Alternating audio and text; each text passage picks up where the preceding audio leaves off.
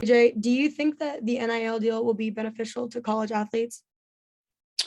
I believe that it will be to a select few.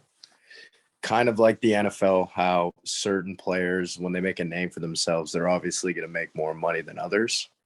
I feel like if you're not a big name college athlete, then necessarily the money won't be there as expected as it will to be to like someone that's a 5-star QB or something that's more along those lines of, I wouldn't say a better athlete, but I would say a more known athlete.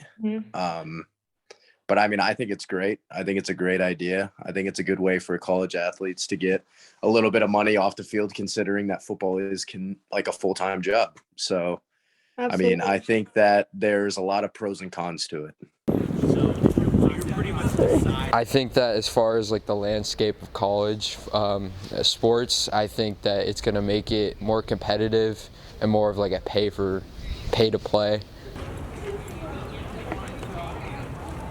How do you think the NIL deal affects high school athlete recruitment?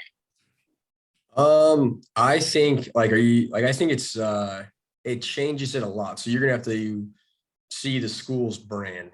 I mean, I'm sure the SEC's been doing something like this under the table for years, but like for a lot of schools, like being at Notre Dame for a while, you have a global brand and you're playing on national TV every week.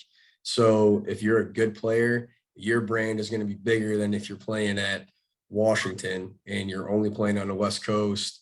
And you could be a great team and you do have the Pac-12 network, but the revenue that you're able to bring in, being on NBC, being on national TV, being the global brand, I think is huge. So I think that'll sway some kids. So being able to jump on an NIL deal right off the gate, I think it'll be big. And also there's a lot of people that want to be able to provide for their families. So typically it's, you got to go to school for 3, 4, 5 years. And then if you're good enough and survive injuries, now you can help support your family.